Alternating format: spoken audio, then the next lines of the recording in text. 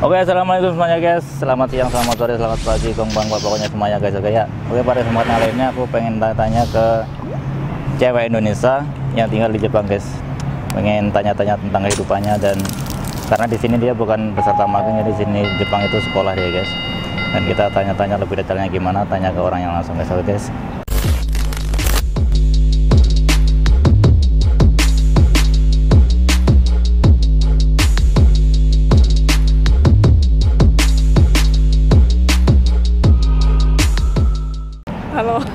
Halo.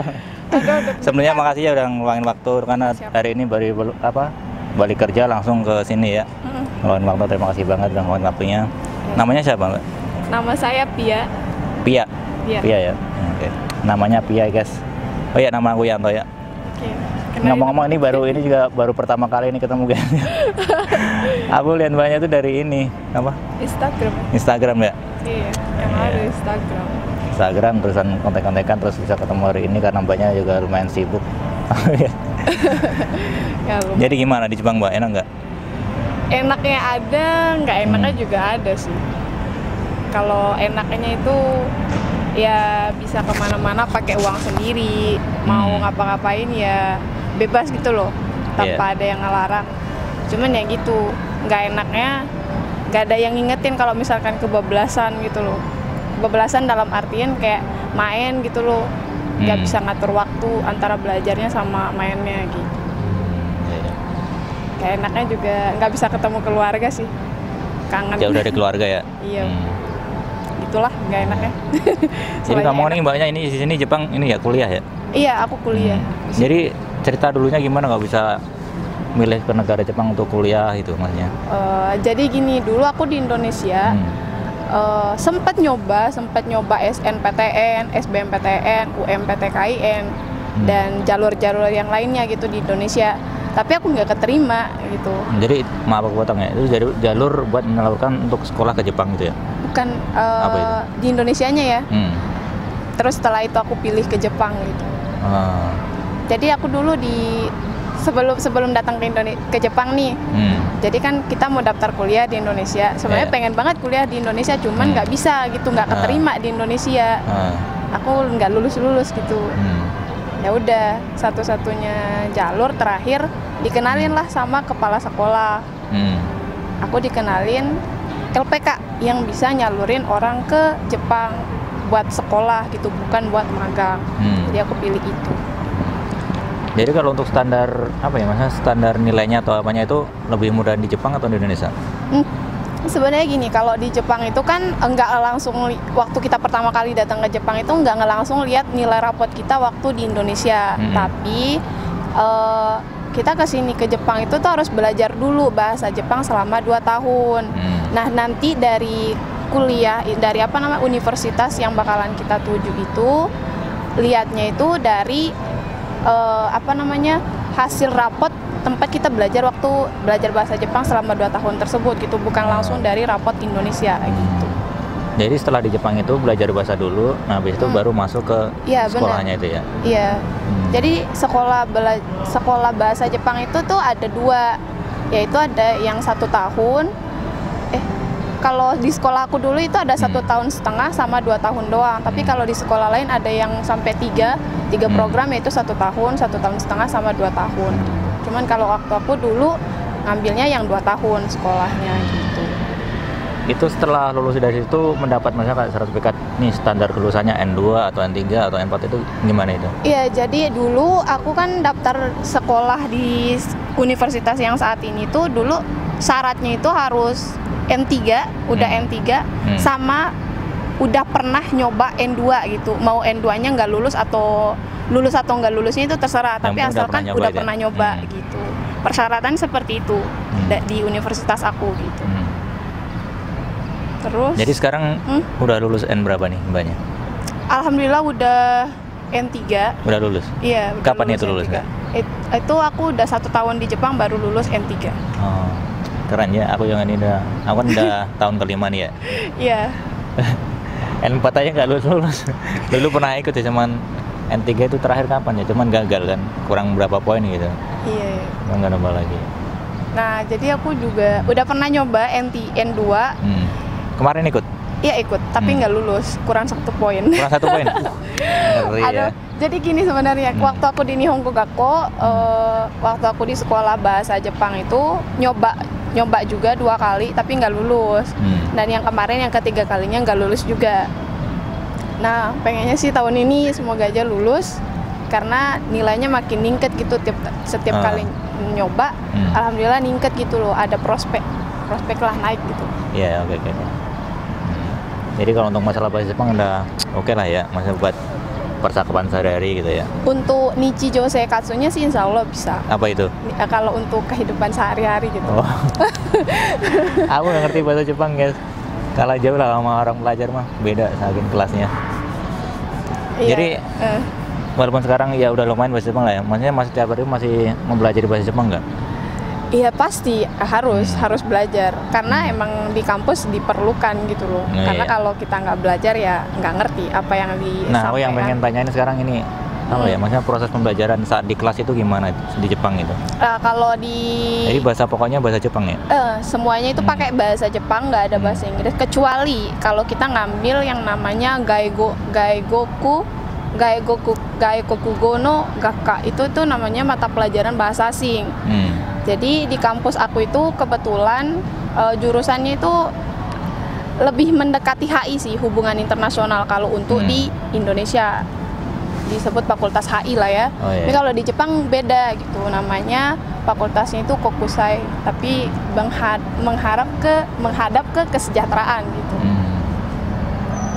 Di Jepang itu bedanya sama Indonesia itu, kalau misalkan guru lagi menjelaskan semuanya diem, nggak ada yang kayak ngobrol sendiri. Iya, nggak ada yang ngobrol, nggak ada yang ngerumpi atau apa segala macam, itu nggak ada. Jadi semuanya fokus ke guru yang lagi nerangin gitu ya.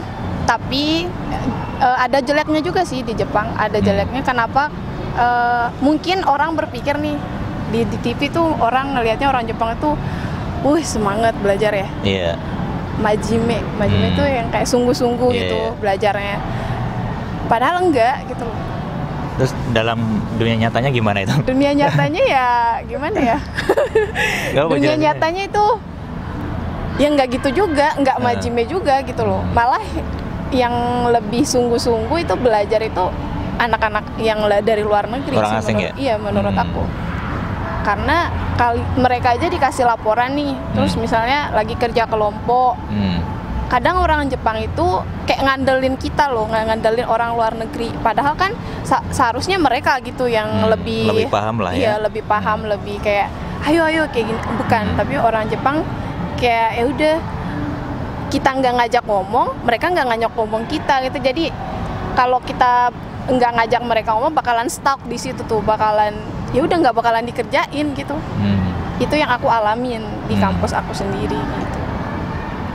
Jadi di kelas sendiri itu kebanyakan temennya orang asing atau orang Jepang? Orang Jepang. Orang Jepang ya? Jadi setiap kelas itu kayaknya 90% orang Jepang, 10%-nya orang luar negeri. Tapi orang luar negerinya itu bukan Indonesia melulu gitu. Ya ada yang Vietnam, Nepal. Jadi satu kelas itu satu kewarganegaraan. Itu dari jam pelajaran itu dari hari apa nyampe hari apa? Biasanya kalau Jepang itu sekolah dari Senin sampai Jumat doang, Sabtu Minggu libur. Terus dari jam berapa nyampe jam berapa itu? Kalau fakultas sih biasanya dari jam 9.20 sampai jam 5.30. Jadi 9.20 itu udah mulai pelajaran? Iya, udah mulai. Sampai jam berapa sih? 5.30. 5.30. Tapi tergantung orangnya sih, mau ngambil, ada juga yang sampai jam 9. Tergantung orangnya ngambil mata kuliahnya itu apa. Iya, mata kuliahnya apa sih? Fakultas aku. Nah, fakultas aku itu International Development Welfare namanya. Tapi itu kalau di bahasa Indonesia ini ya, jurusan Pembangunan Kesejahteraan Internasional.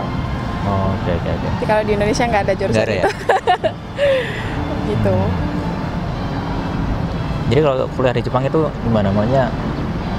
Apa ya, ada juga masalah kayak semacam PR itu ada juga? Banyak sih. Tapi enaknya di Jepang nggak ada yang namanya nih kamu harus perbaikin ini gitu, harus ulang lagi, nggak ada yang seperti itu. Nggak ada. Kalau misalkan kita udah berusaha nih semaksimal kita mungkin bikin laporan, terutama bagi orang yang anak luar negeri gitu.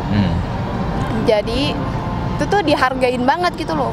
Nggak disuruh, kalau di Indonesia kan kalau bikin laporan disuruh, ini kamu ulang, ini salah kata yang ini, salah kata yang ini. Mungkin orang di Indonesia seperti itu kan, tapi kalau di Jepang tidak, melainkan dihargai, malah dikasih nilai plus gitu. Itu kalau di Jepang. And then di Jepang kalau misalkan ulangan bisa bawa catatan gitu. Maksudnya kayak macam sontekan gitu? Bisa. Oh, diperbolehkan emang ya? Bisa, tapi setiap mata pelajaran ada aturannya juga sih. Aturannya gimana itu? Nah, jadi kalau misalkan toh juga walaupun kita ada bawa catatan itu tuh nggak melulu soal di situ, tapi melainkan soal pendapat kita gitu. Jadi walaupun diizinin buat bawa catatan itu nggak berpatokan di situ tuh jawabannya gitu. Jawabannya itu tuh ada di dalam kepala kita, apa yang udah kita pernah pelajarin gitu loh. Kayak misalkan pendapat gitu, lebih menanyakan ini pendapat kamu tentang hal ini tuh gimana gitu. Jadi gampangnya gini aja ya, maksudnya 1+1 2, soalnya bukan semacam kayak gitu ya. Iya. Jadi kalau 1+1 kan 2 gitu kan, udah pasti 2, nggak ada jawaban lain gitu kan. Iya. Jadi macam jawabannya itu masih bisa dijabarin gitu ya. Iya, harus dijabarin gitu. Kenapa dia dapat 2 gitu. Bukan yang kayak ABC, bukan, tapi melainkan harus dijabarkan dan harus dijelaskan. Di Jepang kayak gitu. Gimana kehidupan di Jepang berarti? Untuk maksudnya kan untuk apa ya, penampilan ya. Apalagi kan cewek Indonesia kan pakai hijab, jilbab gitu kan. Jadi kan penampilan kan mencolok banget gitu kan. Kalau untuk cowok kan ya biasa aja gitu kan. Untuk Mbak Pia sendiri gimana? Pernah waktu pertama kali di kampus sendirian pakai hijab, sendirian orang Indonesia juga waktu tahun itu. Tahun penerimaan menurut aku ya, kalau aku kan orangnya kalau misalkan sendirian pakai jilbab ya pede-pede aja gitu, malah lebih pede aku gitu. Cuman dari sekeliling aku tuh kayak nggak berani dekat gitu loh, nggak ada yang mau nemenin, nggak ada yang mau temenan sama saya pertama kalinya ya.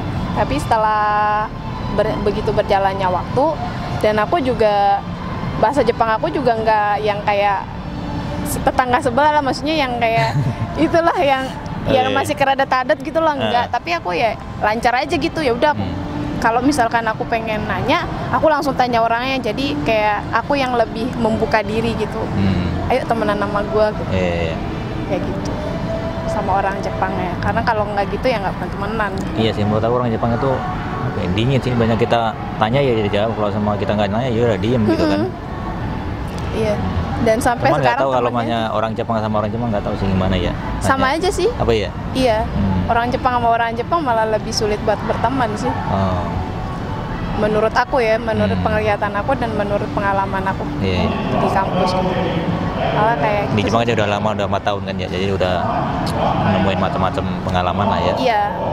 Tapi dulu selama 2 tahun nggak pernah ketemu sama orang Jepang sih. Maksudnya jarang ketemu sama orang Jepang 2 tahun yang lalu. Itu masih pas waktu belajar bahasa Jepang itu ya? Jadi orang Jepang di situ tuh kurang banget, jarang. Seperti itu. Menurut kamu gimana? Jepang itu negara yang nyaman buat orang asing nggak menurut kamu? Kalau untuk orang asing iya, menurut aku ini negara nyaman ya? Yang nyaman banget buat orang asing gitu. Ya bebas aja gitu loh, nggak kayak di saya ke Amerika kan bahaya itu, ya kan ada pembunuhan di mana-mana. Sama lah kayak Indonesia lah. Ya walaupun di sini nyaman, kita juga harus tetap inilah hati-hati ya. Bener. Nggak semuanya orang Jepang itu baik. Oh sama berarti sama kayak. Aku dulu ngira juga gitu sih, ya orangnya baik-baik gitu. Nggak taunya karena kerja di pabrik juga kan. Makin sini juga tahu sih dunia orang Jepang itu ya. Ya sama aja sih sebenarnya, nggak semuanya baik gitu ya. Iya benar-benar. Pernah punya pengalaman buruk bertemu sama orang Jepang, nanya jalan tapi jalannya itu salah dikasih tahu gitu. Pernah kayak disasarin gitu ya? Iya, disasarin gitu. Waktu emang orangnya itu nggak tahu atau emang salah ngasih tahu atau gimana? Atau emang tahu sengaja? Kali ya. Memang mungkin tahu kali ya. Waktu itu aku lagi nyari hotel, lagi nyari hotel yang aku cari. seharusnya hotelnya ngarah ke kanan, tapi dikasih tahunya ngarah ke kiri. Terus tuh jalannya sepi banget gitu loh. Udah malam, cewek Sendirian ya? Baru pertama kali datang ke Nagoya waktu itu. Nagoya? Iya, pertama kali datang ke Nagoya buat nyari apa tuh waktu itu. Ya gitulah. Untung waktu itu cepet-cepet gitu. Puter balik arah. Terbalik langsung ya? Iya. Seperti itu. Makanya guys, ini aku salut buat nama cewek. Maksudnya yang kerja di Jepang ya di mana lah ya. Maksudnya di sini kan apa-apa sendiri gitu kan, mandiri, cewek lah itu jauh dari orang tua, dan di sini juga ada teman-teman gitu kan ya. Makanya salut buat sama cewek yang di Jepang itu. Makasih. Apalagi banyak sini kan kuliah sambil kerja ya. Kuliah sambil kerja. Jadi biaya kuliah itu biaya sendiri Mbak ya, bukan beasiswa ya. Alhamdulillah biaya sendiri. Keren ya perjuangannya. Iya sih. Buat sampai sini nggak mudah sih menurut aku. Kan, ya. Orang-orang pilihnya hanya bisa ke sini ya. Iya, orang-orang yang punya kuat. niat lah ya. Hanya orang yang kuat yang bisa ngejalanin yang namanya kuliah sambil kerja. Iya, berat soalnya kan ya. Iya, berat. Nggak bisa fokus satu titik itu doang kan maksudnya. Nggak bisa fokus, harus di up. Seperti itu. Ngomong banyak kan main TikTok juga ya. TikToknya apa? Aduh, nama TikTok aku Pia 2698. Instagramnya? Sama juga Rapi Atul _98. Oke. Jangan lupa di follow guys ya. TikToknya seru-seru kalau pengen belajar bahasa Jepang, banyak kontennya bikin konten bahasa Jepang. Konten bahasa Jepang lah ya. Keren sih, kontennya sangat bermanfaat bagi yang pengen belajar bahasa Jepang gitu, karena bahasa Jepangnya juga wawasannya keren. Udah lulus yang 3 juga, itu berat juga ya yang 3 guys Mbak ya. Iya, nggak semudah itu gitu. Terus ini cara belajar bahasa Jepang yang benar itu gimana biar cepat diingat gitu, masa harus nulis atau sering didengar atau gimana menurut Mbak ya? Kalau aku nulis sih. Nulis ya? Iya. Maksudnya kalau mau lulus sampai N3 nulis sih. Kalau udah N2 ya udah, asalkan bisa baca it's okay, no problem. Karena juga di kehidupannya orang Jepang juga jarang nulis gitu. Mereka pakai komputer atau enggak pakai HP kan. Ada banyak juga kok orang Jepang nggak bisa nulis kanji, banyak. Iya benar. Aku juga lah pas lagi konten itu nanya, bener kan orang Jepang itu ada yang nggak bisa baca kanji atau nggak nulis kanji, itu ada nggak sih? Ada, kata dia juga ada gitu nih. Ada. Temen aku juga banyak. Oh iya. Kok bisa gitu, dia kan bahasanya sendiri gitu ya. Kadang mungkin aneh juga gitu. Iya, soalnya kan tapi asalkan guru mereka juga bilang asalkan kalian bisa ngebaca nggak apa-apa. Kalau soal nulisnya kan kalian masih bisa pakai komputer atau HP gitu. Seperti itu. Ya kalau orang luar negeri nggak bisa nulis kanji ya nggak ada masalah sih menurut wajar aku. Sih ya. Iya wajar. Bukan bahasa. Boleh cerita nggak? Boleh dong. 2 tahun yang lalu itu kerjanya cuma ada di Kojo doang. Pabrik ya? Iya, di pabrik, itu pabrik catering sama pabrik kerang. Oh, makanan berarti ya? Iya, di pabrik makanan, cuman kalau yang kerang bukan pabrik makanan sih ya, kayak di laut atau gimana? Iya, di laut. Itu lumayan sih kalau fuyu, apalagi di musim-musim ini. Itu tuh waduh, tangannya sampai ya bener. Tangan sampai bengkak-bengkak itu. Saking dinginnya. Kalau yang kerjaan sekarang? Kalau kerjaan sekarang di Family Mart. Oh, Family Mart. Iya. Kerjanya di Kombini. Oh, Kombini guys. Jadi kalau bahasanya nggak paham, kalau ada tamu-tamu nyari makanan gimana, tanya gimana, kalau nggak paham bahaya juga itu ya. Hitungan duit kan ya. Iya, benar. Pernah salah sih sampai 1 jutaan gitu. Jadi syarat buat bisa kerja di Kombini itu gimana? Level bahasanya harus N3. Harus N3 terus? Iya, punya skill belajar bahasa bahasa Jepangnya itu harus lancar. Udah, itu aja sih. Kalau untuk terus kalau sama brandnya kerja di Kombini ini nih, udah berarti tetap di situ gitu? Iya, aku tetap aja kerja di situ di satu. Udah lama nggak di situ Kombini? Udah 2 tahun sih kalau di Kombini. Berarti menetap di situ ya? Iya, menetap di situ. Jadi kerjanya tuh di Kombininya tiap hari apa itu? Tiap hari, kadang hari Senin, Kamis, kalau Sabtu Minggu. Kalau hejitsu jarang. Kalau hari kerja itu jarang. Kok hejitsu sih? Kalau hari kerja. Bacaan bahasa Jepang nih guys. Oke. Kalau hari kerja jarang kerja. Kalau misalkan Sabtu Minggu baru kerja. Coba diperagain karubannya lagi di konbini terus ada tamu datang itu. Aduh. Biasanya yang diucapin apa itu? Kalau misalkan Kan soalnya kan di Jepang kan terkenal dengan servisnya kan, dengan pelayanan yang ramah tamah, yang ya pokoknya keren lah servisnya ya. Kalau misalkan di Indonesia kan selamat datang di Indomart, selamat datang di Alfamart ya sama. Tapi kalau dalam ini konteksnya pakai bahasa Jepang. Coba. Kayaknya biasanya kayak gini. Irashaimase kayak gitu. Selamat datang gitu ya. Iya, Terus selamat datang. Misalnya kan kalau orangnya udah datang sampai di counter buat yang kasirnya itu bilangnya kayak gini, Hai o azokari shimasu ne kayak gitu. Artinya itu saya cek ya buat ininya barang-barangnya gitu. Terus udah gitu di scan gitu. Terus ntar dibilang gini, Hai kaikewa misalnya 1998 yen gitu. Jadi totalnya terus gitu. habis itu Ya udah, jadi diambil uangnya tuh. Hai, misalnya 2.000 nih uangnya. Hai, nise o azukari shimasu nih. Ya udah saya pegang 2.000 dulu ya. Ntar otsurinya saya kembaliin kayak gitu. Ya gitulah kalau di Jepang mah. Terus transaksi udah kelar, terus apa yang diucapin? Ya arigatou gozaimasu. Arigatou gozaimasu-nya itu bukan satu kali doang. Misalkan udah dikembaliin nih uang apa namanya? Otsuri apa sih bahasa? Kembalian. Uang kembalian.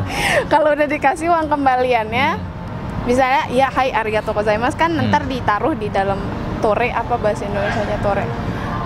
Ada semacam apa ya? Tempat uang itu loh. Nah, ditaruh di situ terus arigatou gozaimasu ya. Iya, terus bilang arigatou gozaimasu. Sambil nundukin kepala gitu. Nah, udah diambil bilang lagi arigatou gozaimasu. Nanti dia keluar lagi arigatou gozaimasu ta gitu. Jadi arigatou satu poin gozaimasu yang harus ditekankan saat kerja di Jepang itu ya ini ya, servis ya, namanya harus benar-benar ramah sama pelanggannya itu ya. Kalau enggak ya dimarahin. Iya. Aku emang salut sih dengan pelayanan di Jepang sih ya. Benar-benar menghargai tamu yang datang gitu kan. Benar-benar. Jadi di Jepang ada istilahnya kayak gini. Iya. Okiaku sama wa kami sama des katanya gitu. Nyampe kayak gitu ya? Iya. Jadi pelanggan atau customer yang datang ke tempat kita kerja itu adalah Tuhan. Diibaratkan gitu. Tuhan itu kayak ya? Tuhan gitu, iya. Itulah salah satu poin yang bisa diterapkan di Indonesia supaya kita kalau mau usaha atau gimana bisa jadi sukses lah ya. Iya. Rencana kalau dari Jepang mau jadi apa nih? Rencananya kalau udah di Jepang, saya kalau misalkan punya uang, kalau punya waktu, bisa dikondisikan lah, pengennya S2 dulu, baru setelah itu pulang ke Indonesia, mau bikin sekolah bahasa Jepang. Semacam kayak LPK gitu ya? Bukan? Lebih ke sekolah sih. Kalau LPK kan tempat latihan pelatihan tenaga kerja kan, kalau LPK. Tapi kalau aku lebih mengarah ke bahasa Jepang gitu. Maksudnya itu ya sekolah kecil-kecilan aja gitu. Nah, sekolahnya itu bukan hanya buat ngajarin orang bahasa Jepang gitu loh, tapi aku narik, maksudnya aku mau kerja sama kampus aku yang saat ini. Jadi di setiap tahunnya itu kampus aku itu ada tour, study tournya gitu. Jadi mereka ada ke Kamboja, ke Filipina. Nah, Indonesia belum nih, belum ada yang kerja sama kampus aku gitu. Ya kalau misalkan aku bisa pulang 2023, kalau aku udah punya modalnya, aku mau bikin sekolah itu dan aku ajak kampus aku itu buat kerja sama gitu. Keren ya. Dan ya semoga, itu mimpi ya. Iya, semoga tercapai dan semoga amin, sukses ya. Alamin, ya dan semoga bisa mempekerjakan orang gitu. Iya, kalau bisa sih jangan bekerja di bawah tekanan orang. Kalau bisa menyerap tenaga kerja yang ada di Indonesia, membuka lapangan pekerjaan. Tujuannya sangat mulia, semoga dilancar dan semoga diberi kemudahan. Alamin. Terima kasih doanya. Oke guys, ini bingung mau nanya apa lagi ya? Iya, nggak tahu juga ngobrol apa ya. Durasinya juga udah lama nih. Iya kan. Udah nemu ya? Oke sip. Ini bikin konten. Aku nggak tahu bikin konten apaan. Oke guys, mungkin gitu aja mungkin ya. Aku tanya-tanya ke Mbak Pianya, semoga bisa bermanfaat buat kalian semua yang mungkin pengen sekolah ke Jepang atau kerja ke Jepang. Gimana caranya tadi kan dijelasin sama Mbaknya juga. Yang penting semangat, jangan pantang menyerah. Oke. Terima kasih Mbak Bea atas waktunya. Kembali kasih Dibela-belain loh tadi balik kerja langsung ke sini guys. Dia nggak libur kan hari ini. Iya, kochirakoso. Arigatou gozaimashita. Arigatou gozaimashita. Oke guys, terima kasih guys. Bye bye. Thank you. Bye. Yes. Yes.